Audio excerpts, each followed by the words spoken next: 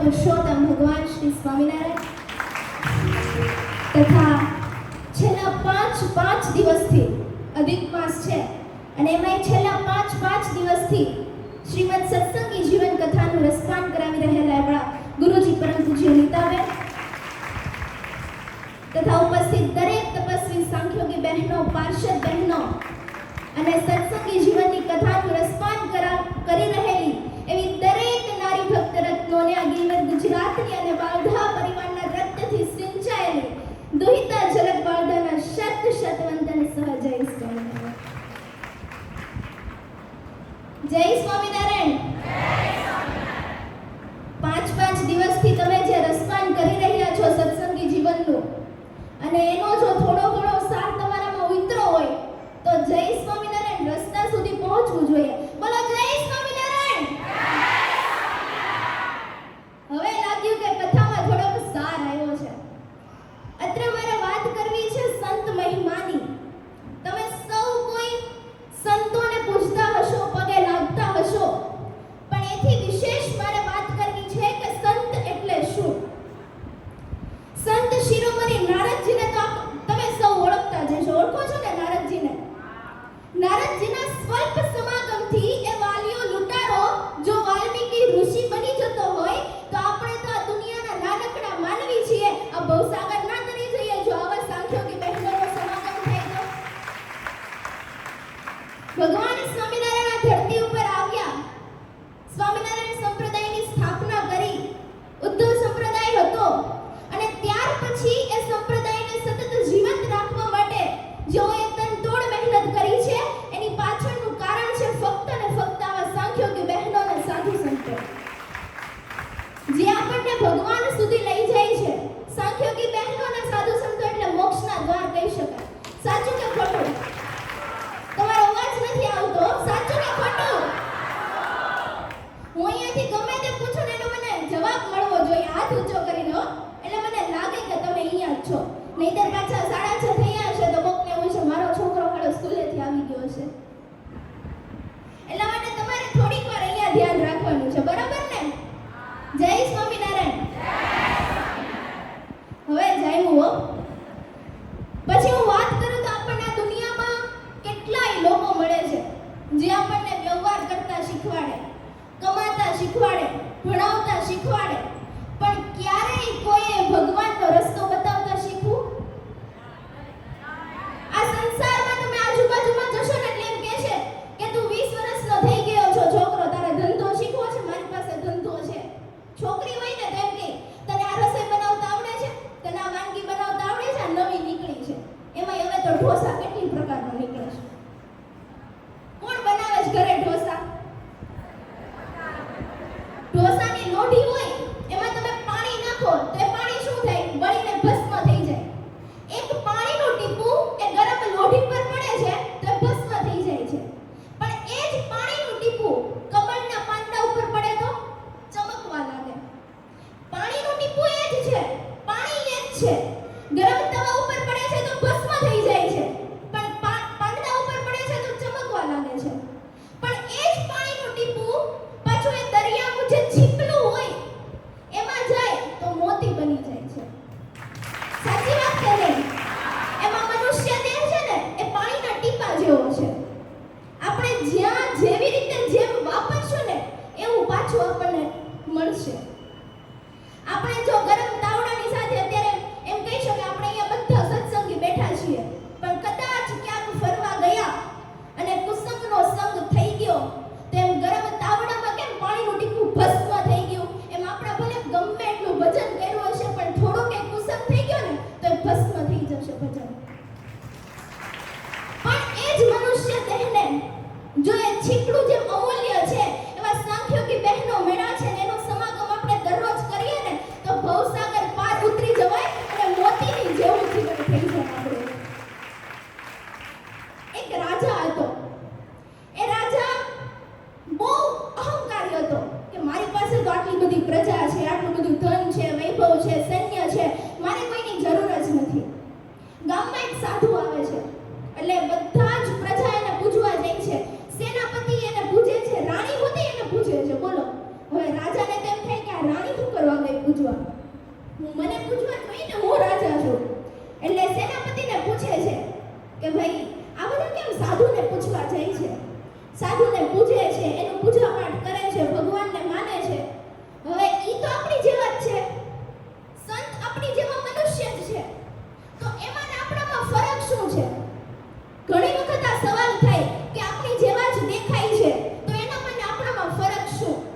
એટલે રાજાને આ ક્વેશ્ચન થાય છે, આ સવાલ થાય છે. એટલે સેનાપતિ એમ કહે છે કે જ્યારે સમય આવે ને ત્યારે તને એનો જવાબ મળી જશે. એટલે એકવાર એ રાજા જંગલમાં શિકાર કરવા નીકળે છે. શિકાર કરતા કરતા રાત પડવા આવે છે, પણ એના સૈન્યથી એ જુદા પડી જાય છે. એકલા થઈ જાય છે રાજા. રાજા અને એનો ઘોડો, એની સિવાય બીજું કોઈ જ નહીં. જંગલમાં ગમે એટલા ફરે છે, પણ એને કઈ રસ્તો મળતો જ નથી કે અહીંયાથી મારો મહેલ આવે. એમ કરતા કરતા 2 થી 3 કલાક સુધી સતત ફરે છે. દૂર એક દીવો દેખાય છે અને ત્યાં રાજા એ દીવાના છેડે છેડે જાય છે અને જુએ છે તો એક સાધુ ઝૂંપડી બાંધીને બેઠા હતા. અને સાધુ કોણ હતા? જ્યારે એના રાજમાં આવ્યા હતા ને જે સાધુ, ઈ જ સાધુ હતા. એટલે ત્યાં જઈને રાજા કહે છે કે સાધુ, હું અહીંયા આવ્યો છું શિકાર કરવા, પણ હું રસ્તો ભટકી ગયો છું. હવે મારે શું કરવું? મારે ક્યાં જવું? મારો મહેલનો રસ્તો મને મળતો નથી. અને ત્યારે સ્વામીએ કીધું, અત્યારે રાત પડી ગઈ છે, તું શાંતિથી જમી લે, સવાર થાય એટલે હું તને મૂકી જઈશ. બંને શાંતિથી સૂઈ જાય છે, જમી લે છે. સવાર થાય છે, રાજા ઉઠે છે, સંતને કહે છે કે હવે મને તો મૂકી જાઓ મારા ઘરે. અને ત્યારે સંત એને એના ઘર સુધી લઈ જાય છે, સાચા માર્ગે એના ઘર સુધી મૂકી જાય છે. એક જંગલમાં માણસ ભટકી જાય છે તો એને એક સાચા માર્ગદર્શકની જરૂર પડે છે. એમ પછી મહેલમાં પહોંચે છે એટલે સેનાપતિએ પૂછ્યું કે તમારી પાસે ધન હતું, વૈભવ હતું, સૈન્ય હતું, આટલી બધી પ્રજા હતી, પણ છેલ્લે તમે રસ્તો ભટકી ગયા તો તમને કામ શું આવ્યું? તમારો જવાબ જોઈએ. અને છેલ્લે કામ કોણ આવ્યું? સંત. એવી જ રીતે આ જીવાત્મા જ્યારે આ સંસાર રૂપી સાગરમાં પરોવાઈ જાય છે, રસ્તો ભટકી જાય છે, ત્યારે આવા સાંખ્યોગી બહેનો, સાધુઓ આપણને માર્ગદર્શક બનીને ભગવાન સુધી પહોંચાડે છે. આ છે ફરક એક સામાન્ય વ્યક્તિમાં અને એક સંતમાં. તમે સંતની બાજુમાં ઉભા રહ્યો ને તો તમારામાં પોઝિટિવિટી આવી જાય. તમને વિચારે ન આવે કે નેગેટિવ વિચાર જ ન આવે. તમે એની બાજુમાં ઉભા રહ્યો ને તો. અને એટલે જ આપણને સૌને ખબર છે કે સવારથી સાંજ સુધી આપણે ગમે એટલા પાપ કરીએ, પણ જો દિવસમાં એકવાર આ સાધુતાની ચૂંદડીના દર્શન થઈ જાય ને તો દિવસમાં દરેકે દરેક પાપ બળીને ભસ્મ થઈ જાય છે. એકવાર મહારાજ મુક્તાનંદ સ્વામીને કહે છે કે સંતનો મહિમા શું?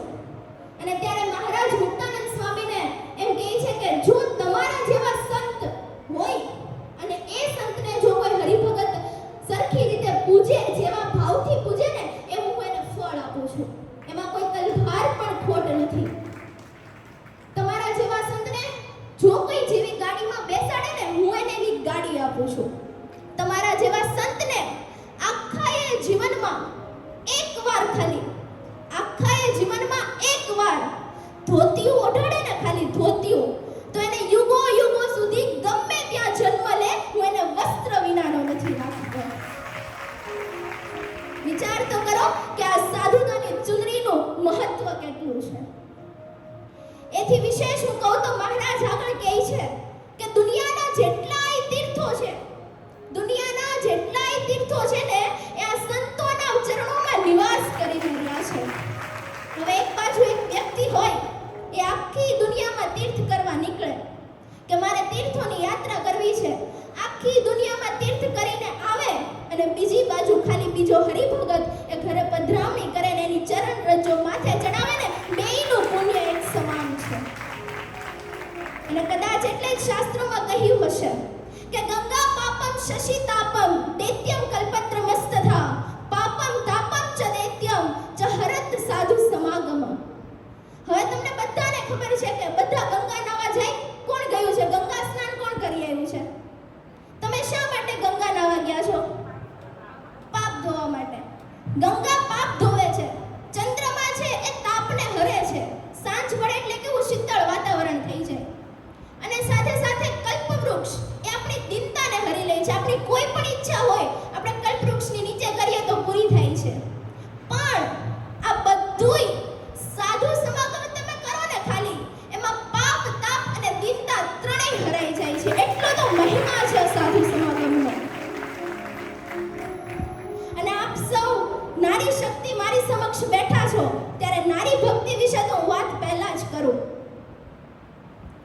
નારી એટલે શું? સ્ત્રી એ કેટલા સ્વરૂપે હોય? કોઈ મને કહેશે? એક સ્વરૂપ, બે સ્વરૂપ, ત્રણ સ્વરૂપ, કેટલા સ્વરૂપ હોય? અસંખ્ય સ્વરૂપ. નારી ક્યારેક માં સ્વરૂપે હોય, ક્યારેક દીકરી સ્વરૂપે, ક્યારેક સાસુ સ્વરૂપે, ક્યારેક બહેન સ્વરૂપે, ક્યારેક વહુ સ્વરૂપે, ક્યારેક ભાભી સ્વરૂપે, ક્યારેક નણંદ સ્વરૂપે, ન જાણે કેટલાય સ્વરૂપો. પણ આ બધા સ્વરૂપોની પાછળ ખાલી એક જ કારણ છે, અને એ છે દયા, પ્રેમ, કરુણા, લાગણી, સહનશીલતા, હિંમત, જે ઈશ્વરે કરેલું આખું અદ્ભુત સર્જન છે. અત્રે હું એમ પણ કહી શકું, રામાયણમાંથી જો સીતાને બાદ કરવામાં આવે તો રામાયણમાં કઈ વધે? રામાયણમાંથી સીતાને બાદ કરશો તો એમાં કઈ નહીં વધે. મહાભારતમાંથી દ્રૌપદીને બાદ કરશો તો એમાં કઈ નહીં વધે. એવી જ રીતે જો આ સંસારમાં તમે સ્ત્રીને બાદ કરશો ને તો કઈ નહીં વધે. સ્ત્રીએ શું ન કરી શકે? હું વાત કહું તો નારી શક્તિ કોને કહેવાય? કે નારી એટલે યશોદા સ્વરૂપે સ્વયં શ્રી કૃષ્ણને સાંભેલા સાથે બાંધી શકે, તો રાધા સ્વરૂપે પ્રેમમાં વિહવળ પણ કરી શકે. એક નારી કોને કહેવાય? તો કે અનસૂયા સ્વરૂપે સ્વયં ત્રિલોકના નાથને નાના બાળક બનાવી શકે, તો સીતા સ્વરૂપે સ્વયં અગ્નિ પરીક્ષા આપી શકે. આ છે નારી શક્તિ. નારી ભક્તિ કોને કહેવાય? તો કે વર્ષો સુધી રાહ જોતી શબરી એ સ્વયં શ્રી રામને હેઠા બોર ખવડાવી શકે, તો વર્ષો સુધી તપસ્યા કરીને લાડુબાને જીવુબા સ્વરૂપે અખંડ બ્રહ્માંડના અધિપતિને ગઢડામાં રોકાવા માટે પ્રસન્ન કરી શકે. આ છે નારી ભક્તિ. એથી વિશેષ હું વાત કરું તો એક સ્ત્રી એક ઘર સંસાર ત્યાગ કરીને ભગવાન સુધી પહોંચી શકે, તો એક સ્ત્રી એ ભગવાનના વિરહમાં ને વિરહમાં ન જાણે કેટલાય ઉપવાસો પણ કરી શકે છે. એક નારી ભક્તિ કેવી હોય? તો કે ભગવાનને ગરમ ગરમ દાળ ભાત જમાડવા માટે સગડી માથે રાખી શકે, તો ભગવાન સુધી પહોંચવા માટે આખી રાત ઊંટના હાડ પિંજરમાં રહી શકે. આ છે નારી ભક્તિ. અને એ જ નારી વિશે મારે કહેવું છે કે જબ आकाश बदलती है, जब बिजली आती है तो आकाश बदल देती है, जब आंधी उठती है तो दिन रात बदल देती है, जब बिजली आती है तो आकाश बदल देती है, जब आंधी आती है तो दिन रात बदल देती है, लेकिन जब गरजती है नारी शक्ति, लेकिन जब गरजती है नारी शक्ति तो इतिहास बदल देती है, इतिहास बदल देती है. અને છેલ્લે બેને વાત કરી હતી ને કે આપણે સૌ સ્વામિનારાયણ તો છીએ જ, પણ અત્યારે કળિયુગનો જમાનો એવો થઈ ગયો છે ને કે ઘરે ઘરે કુસંગ તરફ બધા આગળ વધી રહ્યા છે. આજે કદાચ તમને ખબર નહીં હોય, પણ તમે અમદાવાદની શહેરોમાં ગલીઓમાં આટો મારો ને તો મારી જેવી નાની નાની દીકરીઓ સિગરેટ પીતી થઈ ગઈ છે, છોકરાઓ દારૂના રવાડે ચડી ગયા છે. પણ મારે વાત અહીંયા એ મૂકવી છે કે તમે સૌ કોઈ કદાચ એને સત્સંગી કરી શકો કે ના કરી શકો, પણ એના ગળામાં કંઠી જરૂર પહેરાવજો, એને સદમાર્ગે જરૂર વાળજો. આ ભૂમિ ભારતની ભૂમિ છે. આપણને અહીંયા જન્મ મળવો ને આપણા માટે બહુ અહોભાગ્યની વાત છે. કદાચ તમે અહીંયા ના હોત ને અમેરિકા હોત તો તમારું શું થાત? તમે અત્યારે કથામાં ના બેઠા હોત. અમેરિકાની જગ્યાએ કોઈ બીજા દેશોમાં હોત તો તમને આવો સત્સંગ ના મળ્યો હોત. પણ આ અધિક માસનો પાવન પર્વ છે, એમાંય છેલ્લા 5 દિવસથી આ મહાગ્રંથની તમે તો સૌ કોઈ રસપાન કરી રહ્યા છો. વિચાર કરો કે આ ભારતની ભૂમિ સિવાય બીજે ક્યાંય શક્ય ના બને. અને હિન્દુસ્તાનની વાત કરું તો આ રામ શ્યામ ઘનશ્યામના અવતારોની ભૂમિ છે. ગોપાળાનંદ સ્વામી, રામાનંદ સ્વામી, નિષ્કુળાનંદ સ્વામી, પ્રેમાનંદ સ્વામી, મુક્તાનંદ સ્વામી, સચ્ચિદાનંદ સ્વામી જેવા નંદ સંતોની આ ભૂમિ છે. સ્વયં અખંડ બ્રહ્માંડના અધિપતિ એમણે વાસ કર્યો છે અહીંયા આ ભૂમિ પર, અને એ ભૂમિ પર આપણે બેઠા છીએ તો એકવાર જોરદાર તાળીઓ આપણા સૌ માટે થવી જોઈએ.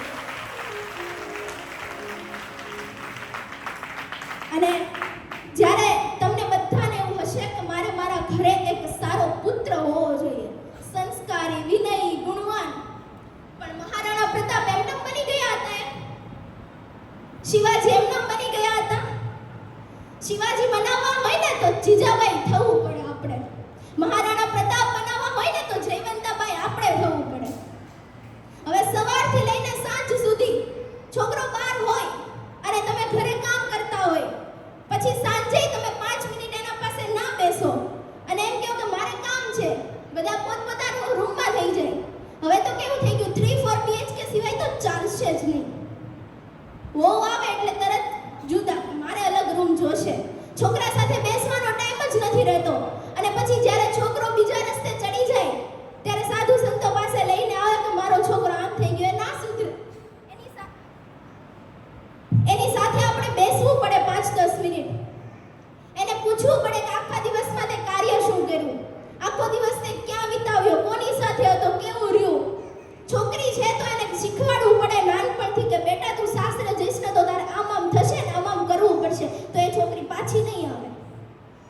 નહીંતર અત્યારથી તમે એને છૂટ આપી દો કે તારે કરવું હોય એમ કર, તારે જે કરવું હોય એમ કર, તો એ છોકરી સાસરે જશે તો ત્યાં રોકટોક થશે અને પછી એ પાછી જ આવશે. સાચી વાત કે નહીં? પણ આપણે સૌ સત્સંગી છીએ અને સત્સંગીની દીકરીને દીકરો કેવો હોવો જોઈએ એ પહેલા એની માતાએ એને શીખવાડવું પડશે અને પછી સાધુ સંતો પાસે લઈ જવું પડશે. નહીંતર તમે જ કંઈ નહીં શીખવાડ્યું એમ સીધા ત્યાં જશો તો કંઈ નહીં થાય. તુલસીમાં હોય એને તમે એમનામ જ રાખો, પાણી પાવો જ નહીં. પછી જ્યારે નોમ એકાદશી આવે ત્યારે જન્મગલના પાઠ કરવા હોય અને ત્યારે તુલસી તોડો તો તુલસી હોય જ નહીં, કેમ કે એને તમે પાણી પાયું જ નથી. એમ 20-20 વર્ષના છોકરા થઈ જાય પણ તમે એને પાણી પાવો જ નહીં સંસ્કારનું વિનયનું, તો એ છોકરા એવા ને એવા જ રહેવાના છે. પણ જો નાનપણથી જ એને સંસ્કારનું સિંચન કરો તો એક આગવી ઓળખ ઊભી કરશે તમારી, એની નહીં, અને એના લીધે કદાચ તમે ઓળખાશો. અને છેલ્લે બસ એટલું જ કહેવું છે કે આપણા સુરતના આંગણે કિરણ ચોક જેવું આટલું ભવ્ય મંદિર બન્યું છે અને સાથે સાથે સાંખ્યોગી બહેનો પણ અહીંયા રહેવાના છે અને આપણને આટલો મોટો લાહવો મળવાનો છે. અને હમણાં જાન્યુઆરીમાં જે મૂર્તિ પ્રતિષ્ઠા ઉત્સવ આવવાનો છે અને આ બધો એ લાહવો જ્યારે આપણને મળવાનો છે ત્યારે આપણા અહોભાગ્ય કહેવાય. તો એકવાર જોરદાર તાળીઓ થઈ જાય આપણા માટે. અને છેલ્લે સંત મહિમામાં મારે સંતો વિશે બસ એટલું જ કહેવું છે કે ક્યારેક મૌન રહીને તો ક્યારેક બે શબ્દો ઉચ્ચારીને, ક્યારેક મૌન રહીને તો ક્યારેક બે શબ્દો ઉચ્ચારીને, સ્વભાવથી દીન, જાતિથી હીન, વિષયોમાં લીન અને આચરણમાં મલિન આવા દરેક વ્યક્તિને સુધારીને જેના જીવનમાં કરે છે વસંત, તેને કહેવાય છે સાચા સંત, તેને કહેવાય છે સાચા સંત. અસ્તુ. જય હિન્દ, જય ભારત, જય સ્વામિનારાયણ. બેન પાસે આવશે એટલે બેન આશીર્વાદનો હાર પહેરાવશે.